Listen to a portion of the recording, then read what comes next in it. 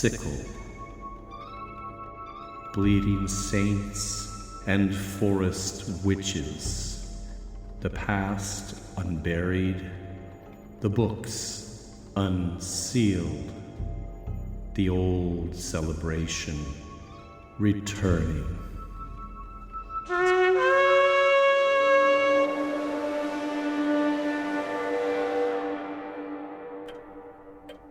Hello and welcome to my study. Please come in and have a seat. All the books around you here are used to research our show, and the individual to my right, along with managing domestic duties, serves as our reader for any passages that will be directly quoted from the sources. Her name is Mrs. Carswell. Hello. Well, we hope you all had fun on Halloween despite restrictions you might have been under because of the plague that still seems to be hanging on. As I predicted, no kids dared come up here for candy. Unless they came late. I didn't stay too long because we actually recorded our episode that night. Late. It was a bit of a push, but we wanted to get something extra out for the holiday. An odd little trick episode slipped in amongst the treats. That's why it was shorter than usual. And I apologize for my terrible Scottish ghost accent. I wanted to do it over, but we were rushing. Oh, well, I took that whole part out, and it wasn't really that bad. Maybe the take you left in wasn't so bad. I took the whole part out. I know you took some parts out because it was so short, but you did leave in the Scottish ghost. I'm not sure what show you're talking about, but that part was cut out, and the show wasn't really short. It was close to our usual length, maybe just shy of 40 minutes. That's news to me. It sounded closer to 15, but it had an unusual pace. So I could be a bit off. Unusual pace? All the music passages, or whatever that was, without any talk. Scottish music, different sounds. I thought you were doing it for effect, but it seemed strange. You just sitting there recording music when I thought we should be recording our parts. I thought you were falling asleep, but the red recording light was on. I honestly don't know what you're talking about. Did you listen to the correct link? I double-checked what was uploaded to Stitcher. We were both tired working. I wasn't sleeping. You were the one I had to wake up when it was time for retakes. Passed out in that chair downstairs. I was just going to the kitchen for tea, and then there were all these distractions. I had to sit down. I guess I was a little turned around. I don't know who arranged those knives on the counter. But the clocks, you did reset the clocks. Because of the power outage. Maybe your computer switched to battery and you didn't notice? I think it was around 2. 2 hours according to my phone. We must have talked for 2 hours. Sitting in the dark and talking. The two of us. You kept saying something I couldn't get. Maybe in Scottish or Gaelic, I guess? Me? Someone was talking. I don't want to talk about this. Ever.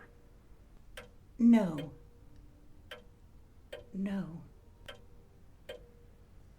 Episode 57, Witchcraft in Southern Italy.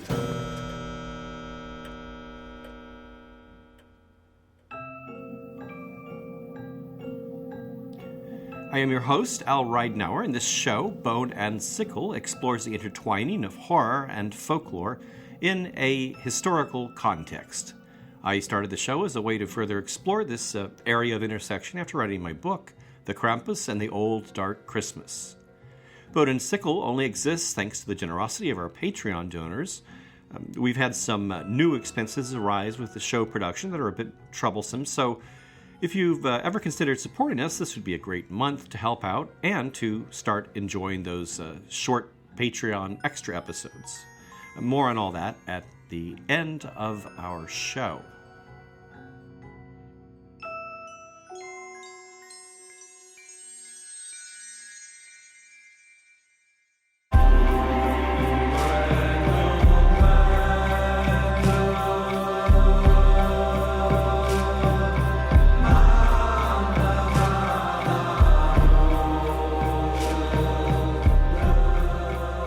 This lyric is taken from a 15th century incantation allegedly spoken by Italian witches as they applied the flying ointment that would transport them to the Sabbat. The translation: Ointment, ointment, carry me to the walnut tree of Benevento, above the water and above the wind and above all other bad weather.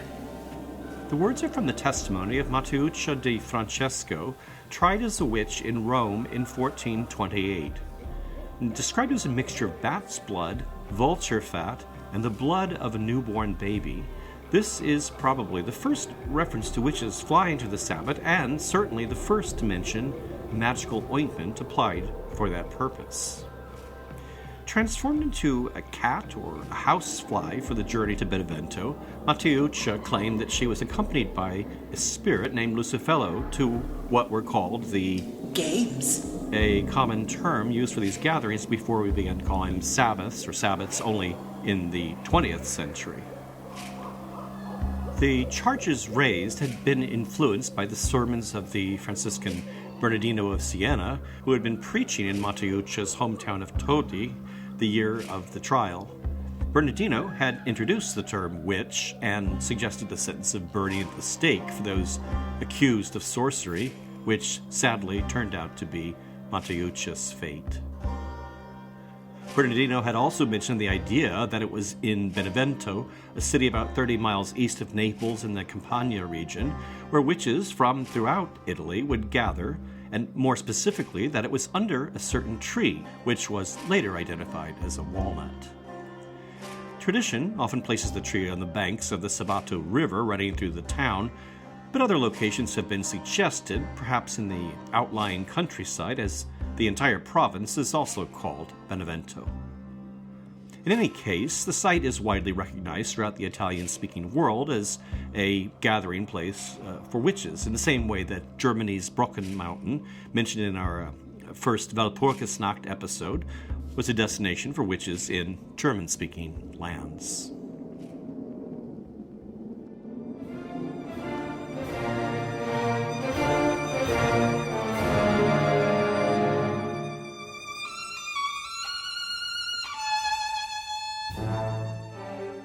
You're hearing La Strega, or The Witches, an 1813 composition adapted by Niccolò Paganini from a melody in Franz Süssmayer's ballet, The Walnut Tree of Benevento. It was a sort of signature piece for Paganini, part of the diabolical image the performer cultivated, as discussed in our Deals with the Devil episode. The original ballet was probably inspired by the publication in 1810 of a poem called The History of the Famous Walnut Tree of Benevento, one which reworks established traditions regarding the tree as a rendezvous point for, as it says, a great number of witches, wizards, and devils from hell, while adding certain new elements, including that of an immense snake that curls within the tree's branches. Though the local soccer team goes by the moniker Benevento Witches, and there is a small witchcraft museum opened only in 2019, what's really solidified the city's reputation was the locally distilled herbal liqueur Strega, that is, witch liqueur.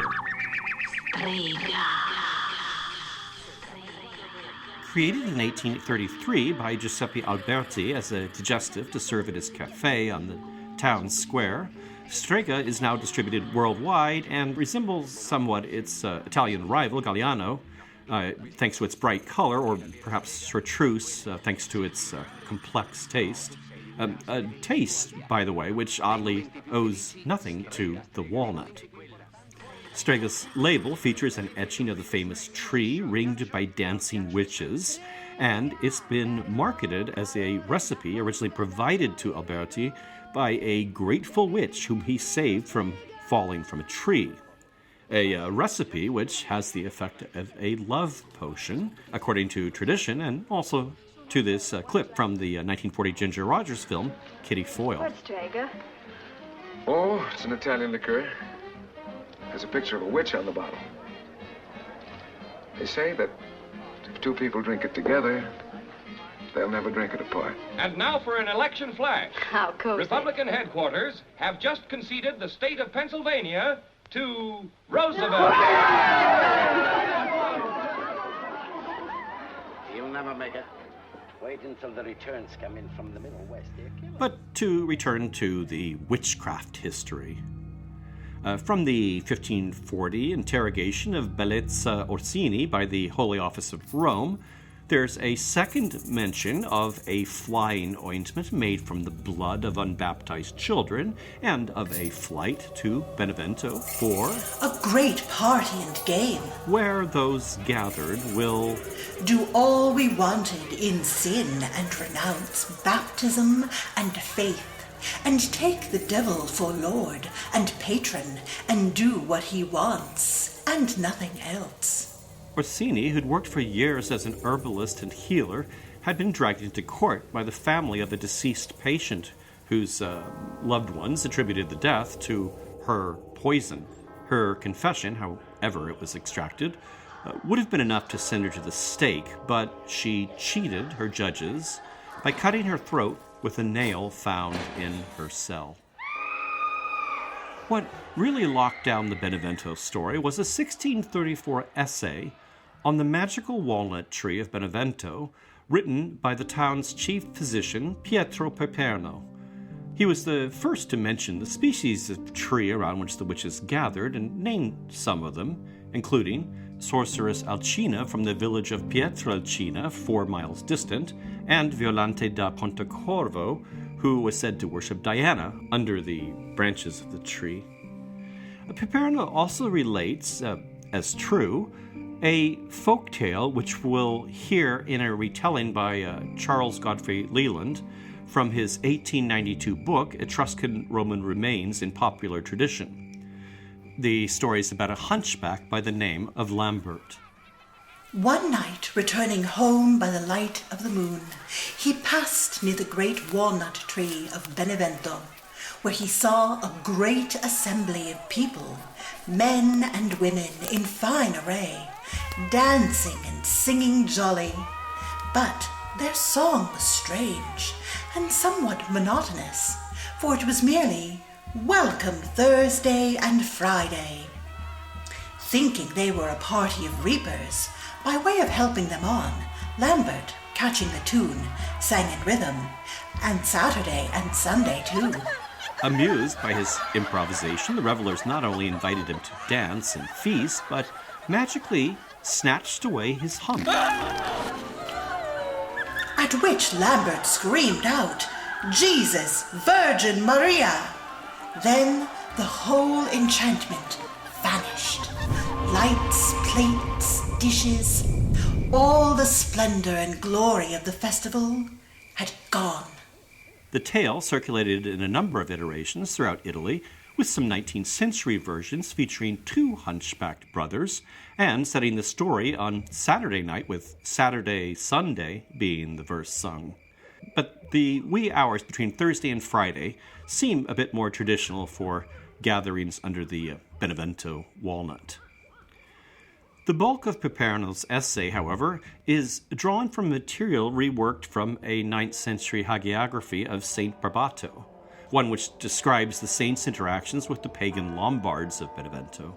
Also called Longobards, that is, Longbeards, the Lombards were a Germanic people that drove out the Greeks who'd previously occupied the southern part of the peninsula. The story Palermo tells takes place in the mid-600s, when the Byzantine Emperor Constans II is trying to retake the territory. Though nominally Christian, the Lombard prince Romuald I was known to privately cling to his old pagan faith, something he promised to abandon if Saint Barbato's god would drive back the Byzantine armies. When the Greeks for some reason seemed to miraculously withdraw, Romuald appoints Barbato bishop, while still privately clinging to his paganism and worshipping a small golden figure of a serpent. But he is betrayed by his wife, who presents the statue to the bishop, who promptly melts it down and fashions it into a chalice for the Eucharist, and further emphasizes his point by then chopping down the walnut of Benevento, which was supposed to be the center of lingering pagan rites.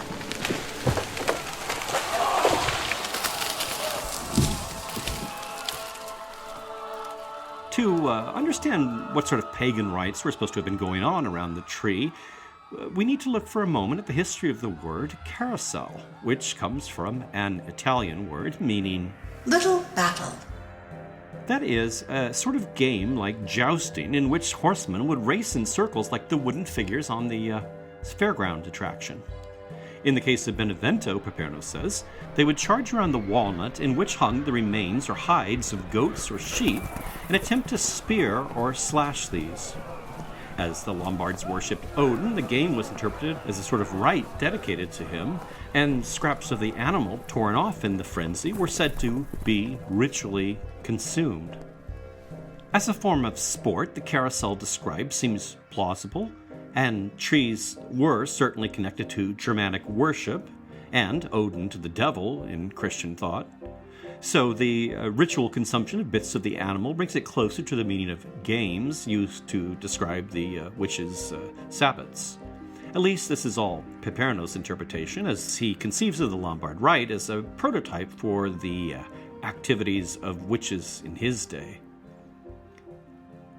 By 1903, another element came into the mix when the foundations of a first-century temple to Isis were discovered in Benevento. The parish monsignor and director of the cathedral library, Gaetano Cangiano, who had never really liked Benevento's reputation for witch superstitions, began writing a series of essays in 1927, which attempted to detach the local history of witchcraft from the homegrown practices of the Lombards and reframing it instead as an imported devotion to Isis. He pointed to an urn discovered within the temple, which was decorated with snakes. And this, for him, was clear evidence of serpent worship predating the Lombards. Rather than Isis, however, it's Diana who's much more frequently associated with Benevento's witch history. Much of this is due to the work of Charles Leland, from whom we heard the earlier Hunchback story.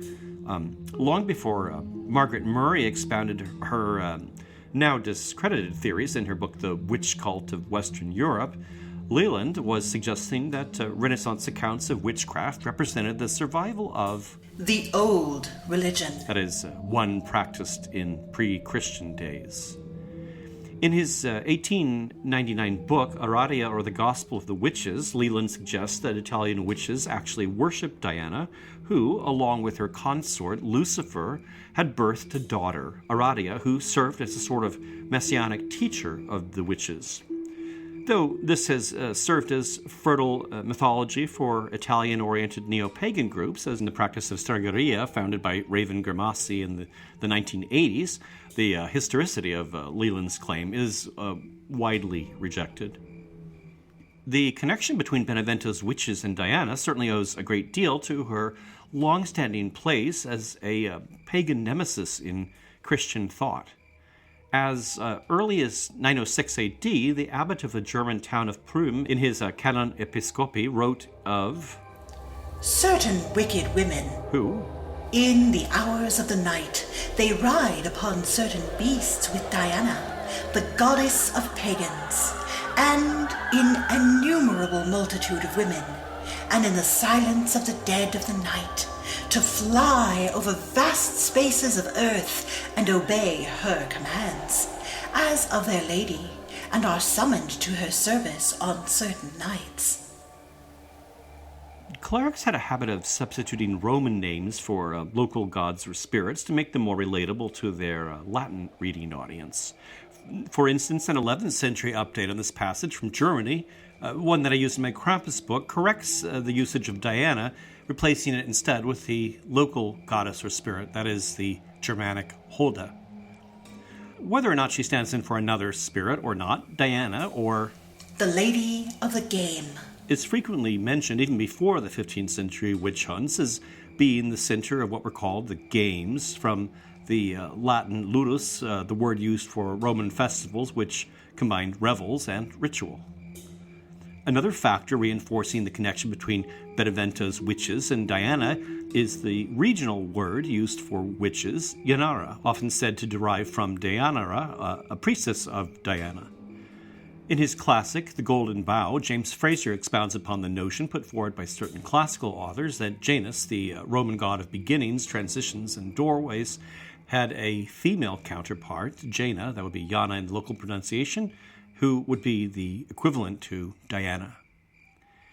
Another somewhat related etymology derives the name janara from their association with doorways. Similar to the Northern European night hags discussed in Nightmares and Lullabies, the janara were known to slip under bedroom doors in the form of a vapor or breeze. For this reason, brooms and bags of salt were left by the doorways to redirect the janara's intent, as they would be compelled to count the straws in a broom or grains in the bag of salt. Should they manage to gain entrance, it's also said they would sit at the bedside counting the hairs on the sleeper's head.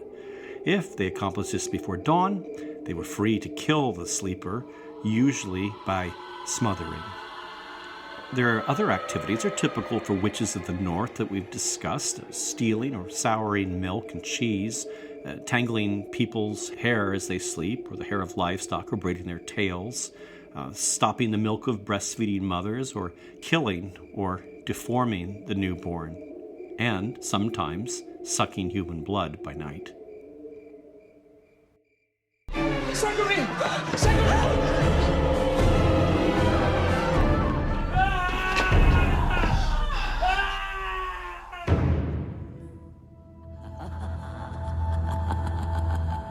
What you're hearing are bits from the 2015 Italian film called Janara, released here as The Witch Behind the Door.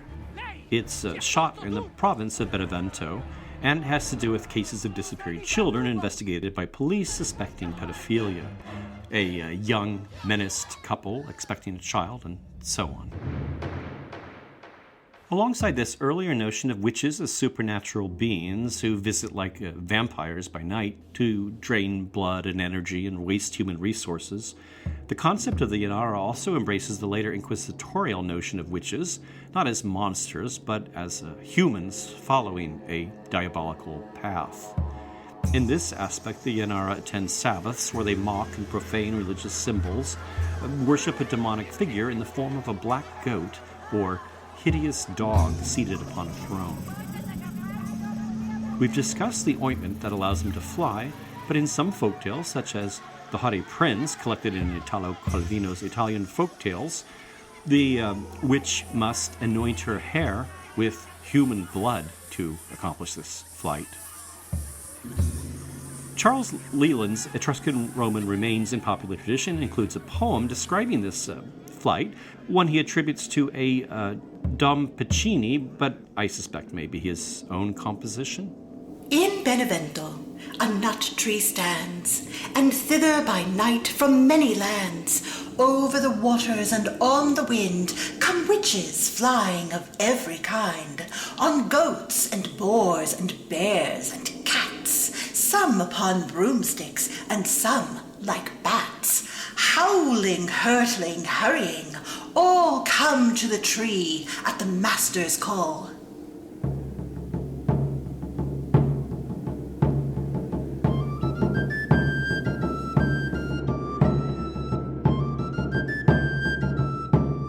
This bit of music is a 16th century form of dance called la volta. I include it because it's supposed to have been the dance of choice at these witchy revels. In 1668, Johannes Praetorius, whom we've heard from in our Walpurgisnacht episode, mentions this dance as part of Sabbaths in Germany, France, and Italy, describing it as a foreign dance in which they seize each other in lewd places, and which was brought to France by conjurers from Italy. A whirling dance full of scandalous, beastly gestures and immodest movements. As well as the ancient night hag and the inquisitor's servant of the devil, the witches of Benevento sometimes absorbed elements from fairy lore, as we hear in testimony provided in 1588 to the Sicilian Inquisition by a woman only identified as the fishwife of Palermo. At the age of 8, she claimed to have made her first flight astride a goat to a land called Benevento, which belongs to the Pope and is situated in the kingdom of Naples.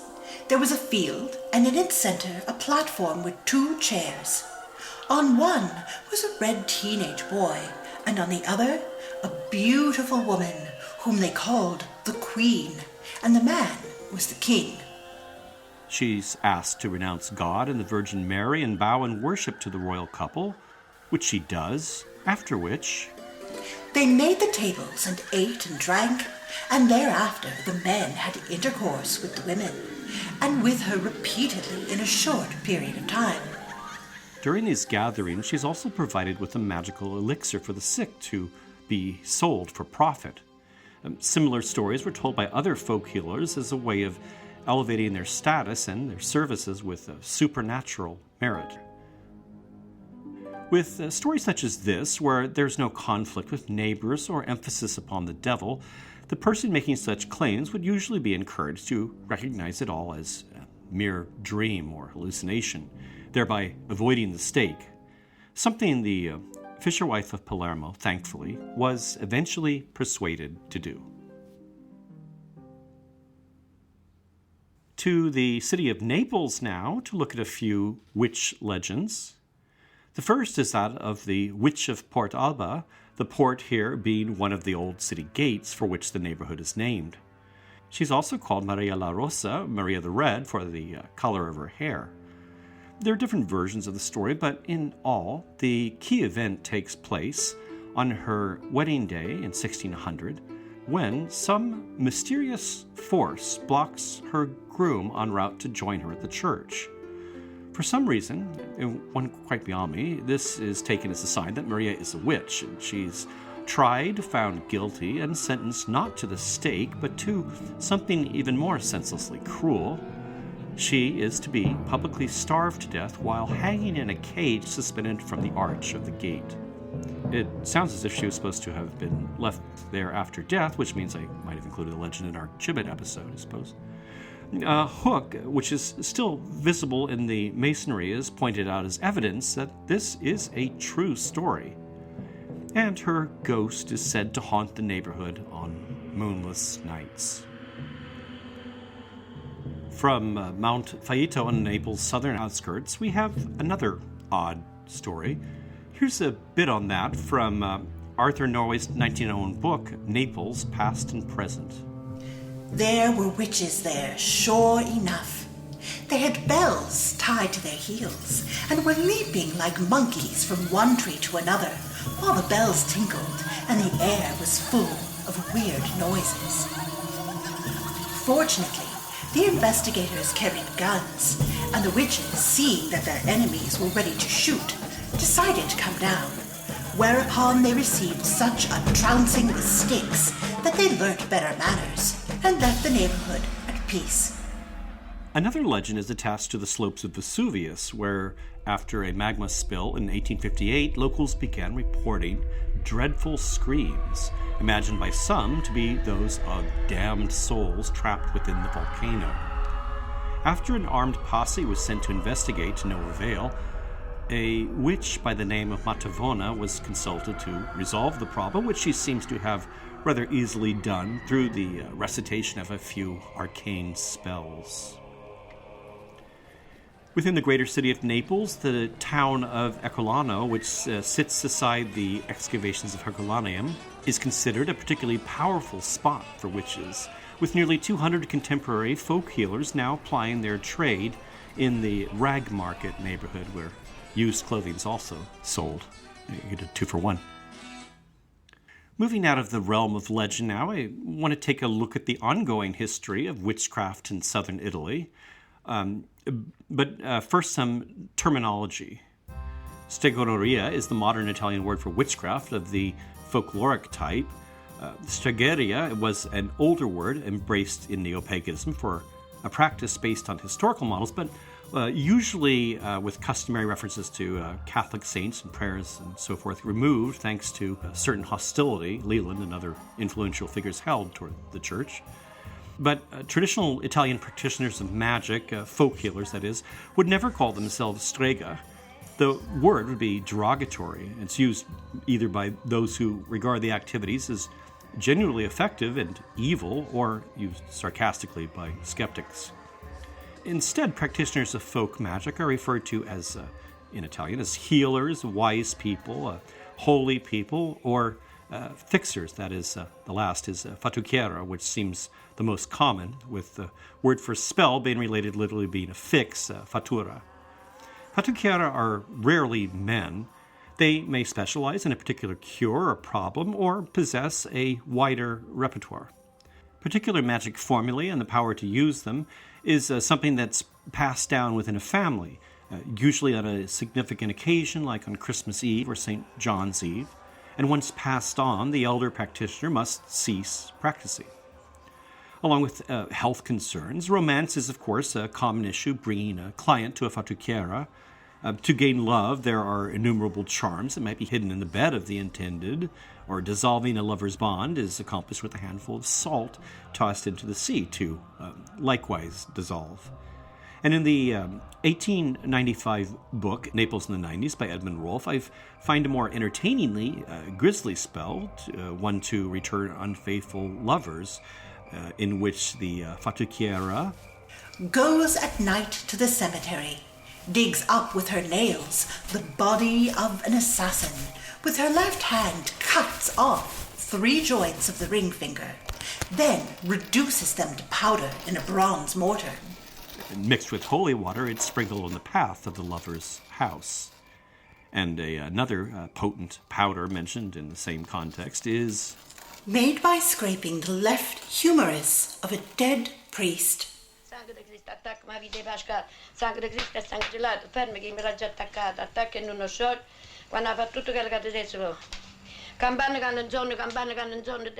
You're hearing a spell spoken during a ritual unique to southern Italy, as far as I know, the rite of the chair, in which a chair, ideally one obtained from a church, is balanced on one of its 4 legs and spun, the motion causing a similar whirling confusion and headache in the victim. This audio is from one of several intriguing documentary shorts about folk magic in southern Italy made by Luigi Di Gianni in the late 1950s.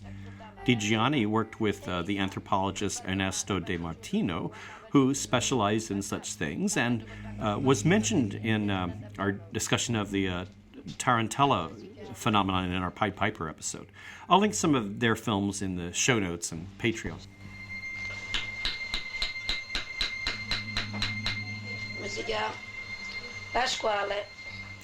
This sound, also from the documentary, is that of the fattucchiera hammering nails into the skinned head of a lamb representing the intended victim. A bit of black magic, often done much less dramatically, with a lemon, or sometimes a head of garlic, which is stuck with pins. Usually the object will be baptized, that is, given the name of the victim. And later in the film, the object is tossed into a lake.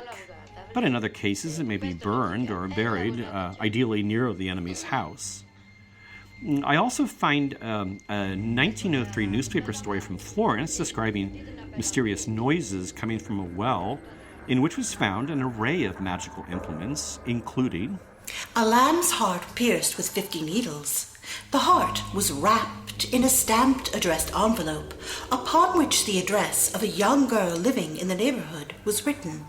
And a dead toad, which was also pierced with 50 needles, the toad being tied with a lock of woman's hair. All possibly quite effective, as the story notes. That 2 days before the discovery was made, the girl's relatives received a letter from San Francisco, whither the girl had recently emigrated, stating that she was on her deathbed. And a 1928 story from Rome mentions a handbag discovered on a bus containing a small cardboard box containing a bleeding heart pierced with a number of pins. And even more recently, in 2009, the bomb squad was called out in the southeastern Apulian town of Sorbo when a mysterious round object was dug up from a garden. Not a bomb, but a bundled lemon stuck with pins. Dangerous in its own way, I suppose.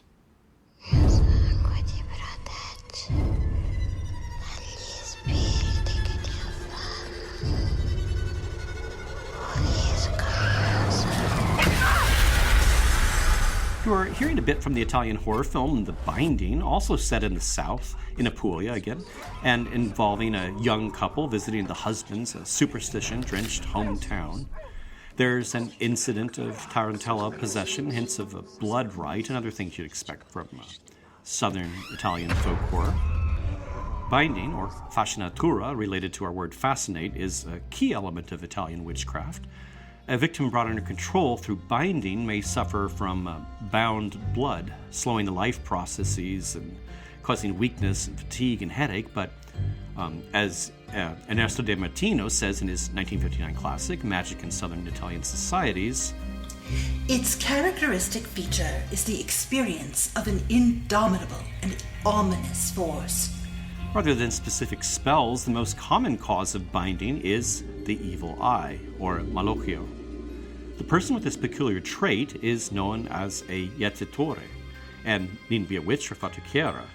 The gaze is traditionally described as piercing or possibly even seductive, as in this old Calabrian song,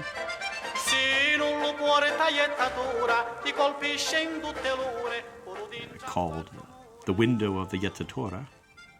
It's often attributed to powerful individuals, businessmen, or gangsters, or even religious figures. Pope Pius IX was said to possess the evil eye. And throughout the late 1800s, stories circulated describing disasters that occurred in the wake of his travels. But the destructive gaze can also come from people who seem quite ordinary, and it can be unintentionally wielded, as I guess we hope would be the case for the Pope. And this is because its cause is something quite universal. It's the gaze of envy. A good example from a good film comes from a 1963 production directed by Brunello Rondi, a screenwriting partner of Fellini's. It's called Il Demonio, the Demoness. Nasca così io primo figlio.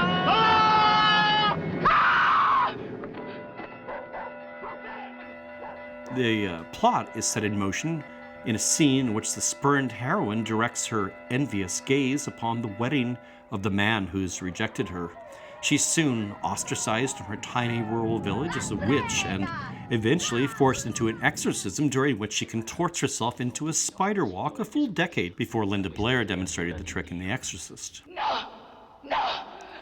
This film, by the way, features quite a number of folk rituals, which are shot in a neo-realist sort of documentarian style, and, not surprisingly, names Ernesto de Martino in its credits as an anthropological advisor. I'll link it in the show notes. But back to the evil eye. Its cause, at least metaphorically, is described as a dryness of the eye, that is, a craving for wetness, a quality equated in Mediterranean countries with fertility and vitality. Therefore, those overbrimming with this quality are particularly at risk, whether it be pregnant women and newborns, and young brides, or even young livestock. If you think you may have been affected by the evil eye, you should consult an old Italian lady who on Christmas night, ideally, would perform a ritual to clarify the issue, something involving 3 drops of oil in a dish of water and how the oil spreads or doesn't.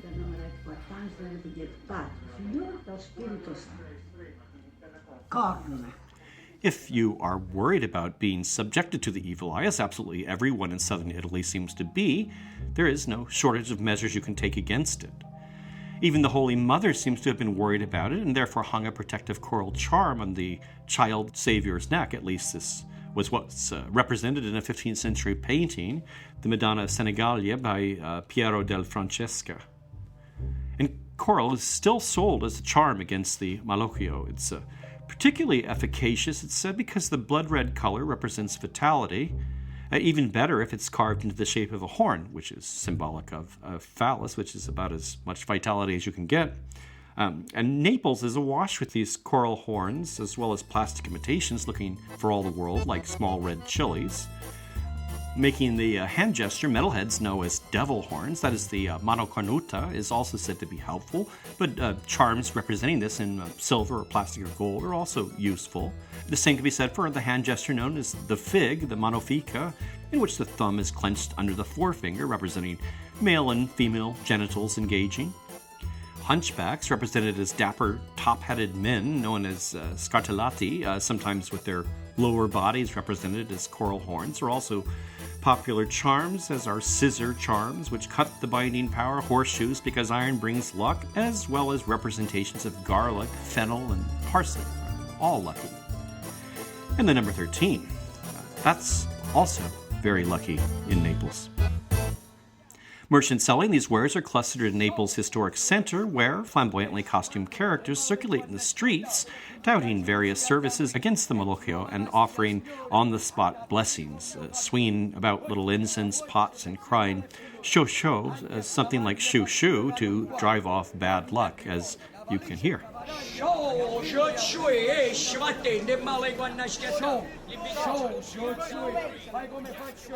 The expression even made its way into a popular Neapolitan song from 1953 by Nino Taranto. Scioscio, ciucciue, vattene fuori di casa mia, trovati un'altra compagnia, non te voglio più vedere. Scioscio, ciucciue. These odd characters also enter businesses expecting a tip after blessing the establishment on the same model, it seems, as the sort of unsolicited window washer. Their costumes are designed in a sort of mock imperial style, decorated with medals and charms, plenty of charms, and lots of garlic and fennel, and they usually wear top hats like the hunchback scartellati, whose look they seem to imitate. They represent a species of traditional street figure of Naples known as the pazziella, and their comic spiels and antics seem to be a vestige of the days of the traveling mountebanks and the Commedia dell'arte performances discussed in our Plague Doctor episode.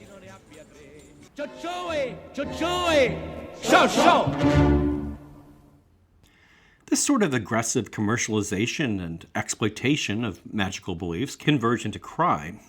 I've sorted through quite a number of stories involving crime and Italian magic, but for brevity, we'll detail just one, the very best, to close out our show. It's sort of Italy's answer to Sweeney Todd. That is the case of Leonarda Cianciulli. She was not a healer or fatichera herself, but her grisly deeds were prompted by a visit to one.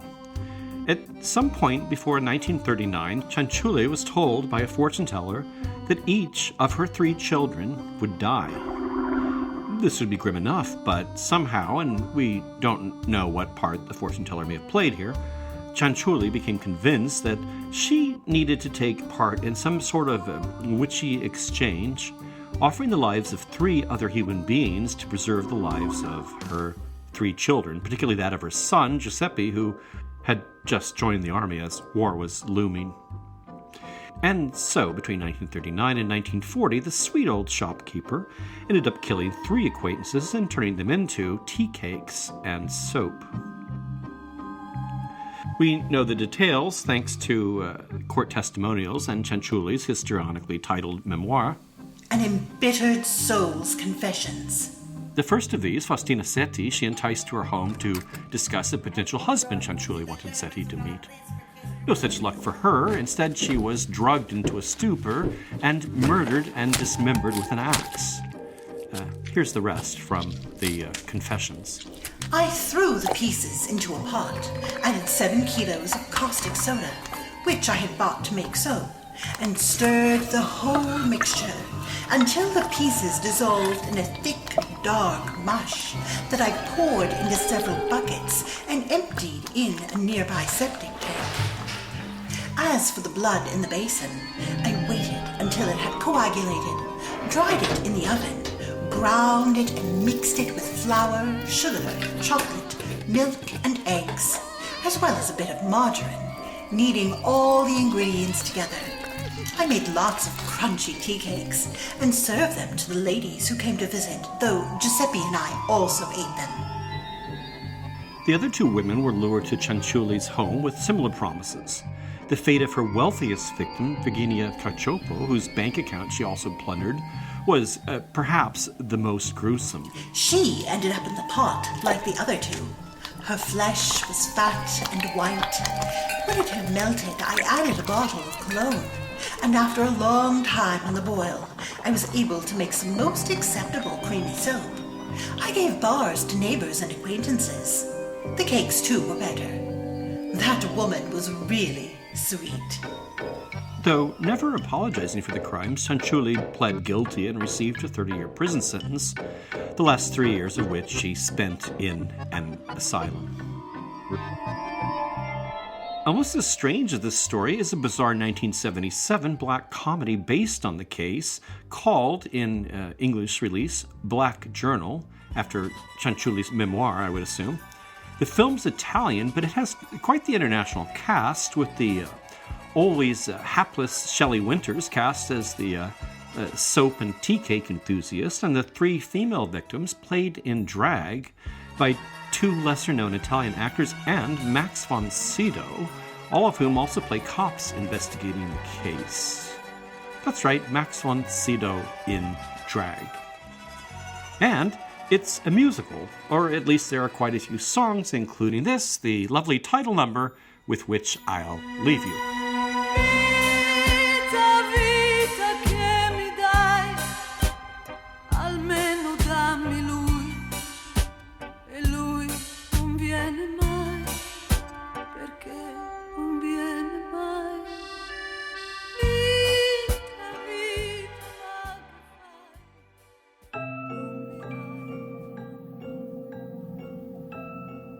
I hope everyone's been enjoying our show and that you might have the opportunity to share episodes with friends, or even better, to leave a review wherever you listen. These really help us out, even if they're just a star rating or a short sentence. We haven't gotten that many recently, so think about it. As I mentioned at the top of the show, these episodes only keep coming out because of the support of our Patreon subscribers. When you donate, you're contributing toward the more than 100 hours of work that are put into each show. Pledge commitments begin at $1 and can be edited at any time. Those subscribing at the $4 level or higher now receive a short extra episode in the marvelous and rare format we provided a sample of back in September. We've also added a bone and sickle candle featuring the skeletal remains of St. Notburga, as well as 2 different mystery kits, each one with unique offerings. And we still offer my Krampus book and the show soundscapes that you hear in the background. I want to thank our new patrons, Anna of Amsterdam, Summer Cacciotti, Professor D.V. Valls, Neil Haley, Nathan Mulroy, Clary McGuire, Hanbill, and Amanda. And thanks to Shino Tenshi for upping their pledge. If you haven't yet, you might want to visit our website, boneandsickle.com. There you'll find links to our Patreon, Facebook group, Twitter, and Instagram, along with show notes with links to material in the program. The show is written and produced by me, Al Ridenour, and Mrs. Carswell is played by Sarah Chavez, whose projects and writing related to death and culture you can track at sarah-chavez.com. Thanks so much for listening.